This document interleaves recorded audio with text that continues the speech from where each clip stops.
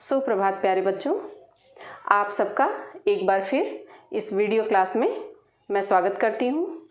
बच्चों, आज हम लोग हिंदी विषय के अंतर्गत संस्कृत खंड से भोजस्य औदार्यम नामक पाठ का अध्ययन करेंगे।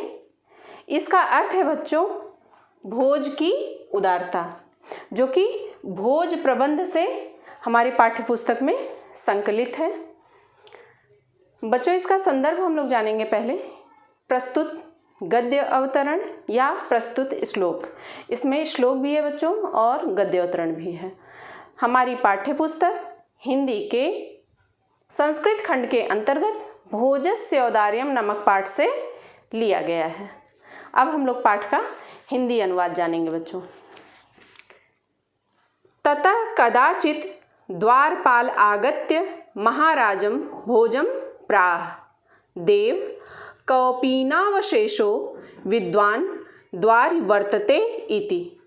ततः कदाचित् द्वारपाल आगत्य, इसके बाद तभी द्वारपाल ने आकर महाराजं भोजं प्राह, महाराज भोज से कहा, देव हे देव कौपीनावशेषो विद्वान् द्वारि वर्तते इति। जिसके शरीर पर कौपीनावशेषो अर्थात लंगोटी मात्र ही शेष है, विद्वान द्वारि वर्तते, ऐसा विद्वान द्वार पर उपस्थित है, अर्थात वह बहुत ही गरीब है। राजा प्रवेशय इति प्राह, राजा क्या बोले? राजा बोले प्रवेश कराओ।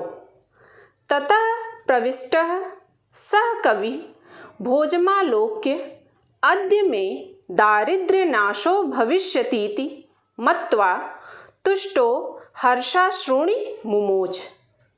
ततः प्रविष्टः सह कवि, तब प्रवेश कर चुके उस कवि ने भोजमालोक्य, भोज को देखकर, अद्य में दारिद्र्य नाशो भविष्यतीति, आज मेरी दरिद्रता का नाश होगा, मत्वा ऐसा मानकर, तुष्टो हर्षाश्रुणि मुमोच, संतुष्ट हो हर्ष के आंसू ढलका दिए, अर्थात प्रसन्नता के आंसू रोने लगा।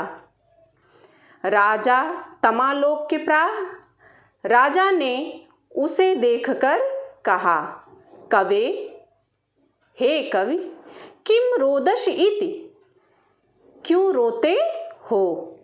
ततः कविराह, तब कवि ने कहा, राजन आकर्ण्य मदगृह स्थितम, हे राजन या हे राजा मेरे घर की स्थिति सुनो। कवि अपने घर की स्थिति राजा भोज से बताने जा रहा है।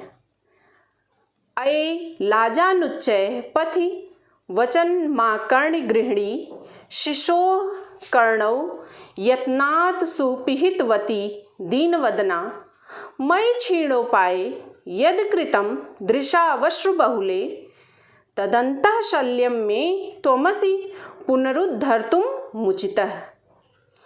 अये लाजानुच्चयी पथि वचन माँ कर्ण गृहिणी शिशो कर्णौ यत्नात् सुपिहितवती दीनवदना, दीनवदना दीन मुख वाली, मेरी दीन मुख वाली पत्नी ने पथि रास्ते में, पथ में, अय लाजानुच्चय वचनम आकर्ण्य गृहिणी, अरे खीले ले लो ऐसे उच्च स्वर को सुनकर, शिशौ कर्णौ यत्नात् सुपिहितवती, बच्चों के कानों को यत्नपूर्वक बंद कर दिया। हे राजन, मेरी दीन मुख पत्नी ने रास्ते में अरे खीले ले लो ऐसे उच्च स्वर को सुनकर बच्चों के कानों को यत्नपूर्वक बंद कर दिया। मयि क्षीणोपाये यद कृतं दृशावश्रु बहुले, और इसके बाद मुझ साधनहीन पर जो अश्रुपूरित दृष्टि डाली तदंतः शल्यम में, वह मेरे हृदय में कांटे के समान चुभ गई। त्वमसि पुनरुद्धर्तुं मुचितः, और उसे निकालने में आप ही समर्थ हैं। अर्थात जो दुख भरी दृष्टि मेरी पत्नी ने मेरी तरफ डाली और मैं उस समय साधनहीन था, उस मेरी अवस्था को दूर करने में हे राजन आप ही समर्थ हैं। राजा शिव शिव इति उदीरयन् प्रत्यक्षरं लक्ष्यं दत्त्वा प्राह त्वरितं गच्छ गेहं त्वद्गृहिणी खिन्ना वर्तते।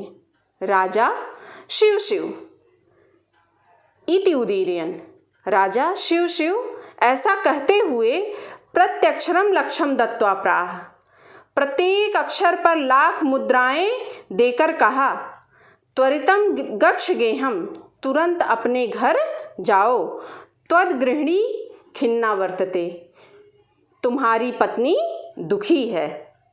अन्यदा भोज श्री महेश्वरम नमितुम शिवालयम अभ्यगच्छत, दूसरे दिन भोज श्री महेश्वर को अर्थात शिव जी को नमस्कार करने के लिए शिवालयम अभ्यगच्छत, शिव के मंदिर में गए। तदा कोपि ब्राह्मणः राजानं शिव सन्निधौ प्राह, तब किसी ब्राह्मण ने शिव के समीप राजानम प्राह, राजा से कहा। तब किसी ब्राह्मण ने शिव के समीप राजा से कहा, देव, हे देव, अर्धम दानव वैरिणा गिर्जाप्य अर्धम शिवस्याहृतं देवेत्थं जगति तले पुरहरा भावे समुन्मीलति गंगा सागर अंबरम शशिकला नागाधिपक्ष्मातलम सर्वज्ञ त्वम अधीश्वर त्वम गमत त्वाम मातु भिक्षाटनम। ब्राह्मण राजा से कहता है कि हे देव, अर्धम दानव वैरिणा गिरजाप्य अर्धम शिवस्याहृतम, शिव के आधे भाग को दानव वैरिणा अर्थात दानव वैरी अर्थात भगवान विष्णु ने, और गिरजाप्यर्धम और आधे भाग को गिरजा ने अर्थात पार्वती ने हर लिया है। हे देव, शिव के आधे भाग को दानव वैरी अर्थात भगवान विष्णु ने और आधे भाग को गिरजा ने अर्थात पार्वती ने हर लिया है। देवेत्थम जगती तले पुरहरा भावे समुन मिलती, इस तरह से जगती तले पृथ्वी तल पर शिव का अभाव दिखाई देने पर गंगा सागरम, गंगा सागर में, अंबरम शशिकला और चंद्रकला अंबरम आकाश में, नागाधिपक्ष्मातलम और शेषनाग रसातल में, सर्वज्ञ त्वम अधीश्वर त्वम गमत और सर्वज्ञता एवं अधीश्वरता आप में, त्वाम मातु भिक्षाटनम और भिक्षाटन मेरे पास आ गया। तो अनुवाद पूरा फिर से देखेंगे आप कि हे राजन या हे देव, शिव का आधा भाग दानव वैरी अर्थात भगवान विष्णु ने और आधा भाग गिरजा अर्थात माता पार्वती ने हर लिया है।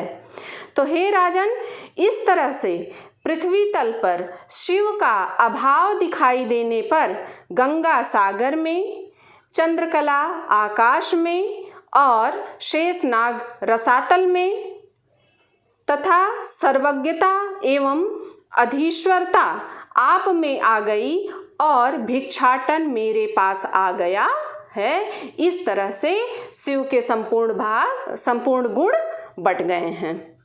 राजा तुष्ट तस्मै प्रत्यक्षरम लक्ष्यम ददौ, राजा ने संतुष्ट होकर उसके लिए प्रत्येक अक्षर पर लाख मुद्राएं दी। अन्यदा राजा समुपस्थिताम सीताम प्राह, अन्यदा दूसरे दिन राजा ने समुपस्थितां सीतां प्राह, समीप उपस्थित सीता नामक कवयित्री से कहा, देव, हे देव, प्रभातम वर्णय इति, प्रातः काल का वर्णन करो। सीता प्राह, सीता ने कहा, विरल विरलाः स्थूलास्ताराः कलाविव सज्जनाः, मन इव मुनेः सर्वत्रैव प्रसन्नं भूनभः, अपसरति च ध्वान्तं चित्तात् सतामिव दुर्जनः, व्रजति च निशा क्षिप्रं लक्ष्मीनरुद्यमिनामिव, विरल विरलाः स्थूलस्ताराः कलाविव सज्जनाः। सीता ने कहा कि कोई कोई विरल विरला, कोई कोई स्थूलस्तारा कलाविव सज्जना, बड़े बड़े तारे दिखाई दे रहे हैं जैसे कलाविव सज्जना, जैसे कलयुग में सज्जन दिखाई देते हैं। मन इव मुनेः सर्वत्रैव प्रसन्नम भूनभः, और मुनि के समान आकाश सर्वत्र प्रसन्न अर्थात निर्मल हो गया है। मुनि का मन हमेशा निर्मल होता है, उसी तरह से संपूर्ण आकाश प्रातःकालीन वेला में प्रसन्न या निर्मल हो गया है। अपसरति च ध्वान्तं चित्तात् सतामिव दुर्जनः। आगे कहती हैं कवयित्री कि जैसे सज्जनों के चित्त से दुर्जन दूर हो जाते हैं, वैसे ही अपसरति च ध्वान्तम, वैसे ही अंधकार दूर हो रहा है।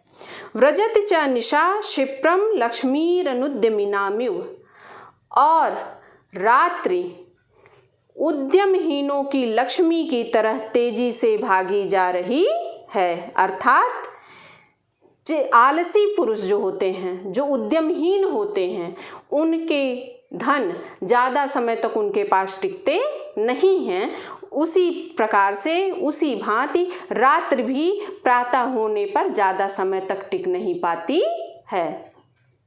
राजा तस्य लक्ष्यम दत्वा कालिदासम प्राह, राजा ने उसको भी लाख मुद्राएं देकर कालिदास से कहा, सखे, हे सखे, हे मित्र, त्वमपि प्रभातम वर्णय इति, तुम भी प्रभात का वर्णन करो।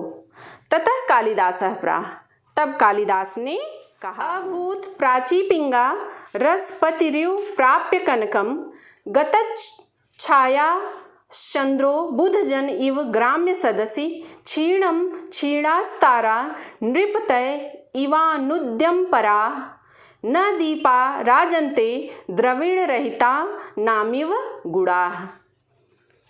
कालिदास जी अब प्रभात का वर्णन करते हुए कहते हैं, अभूत प्राची पिंगा रसपतिरिव प्राप्य कनकम।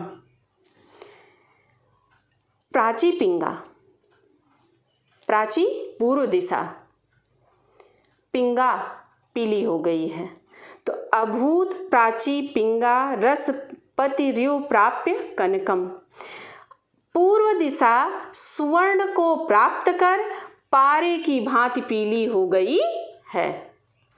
गतच्छाया चंद्रो बुधजन इव ग्राम्य सदस्य, चंद्रमा की क्या स्थिति है?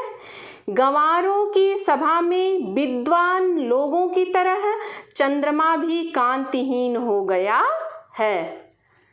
क्षणम क्षीणास्तारा नृप तय इवानुद्यम पराः, तारों की क्या स्थिति है इस समय?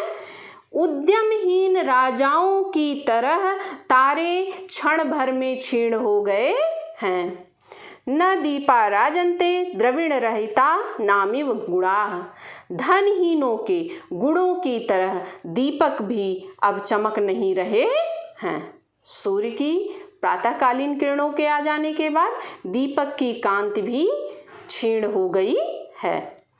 राजातितुष्टः तस्मै प्रत्यक्षरम लक्ष्यम ददौ, राजा ने अति संतुष्ट होकर उसके लिए भी प्रत्येक अक्षर पर लक्ष्यम ददौ, लाख मुद्राएं दी। तो बच्चों, इस तरह से आज हमारा भोजस्य औदार्यम नामक पाठ का हिंदी अनुवाद यहाँ पर पूर्ण होता है और उम्मीद करती हूँ कि मेरे द्वारा बताया गया यह अनुवाद आपको भली भांति समझ में भी आ गया होगा। जहाँ आपको कोई भी शंका या समस्या हो आप कमेंट बॉक्स के माध्यम से मुझसे पूछ सकते हैं। मिलते हैं अगली क्लास में नए वीडियो के साथ।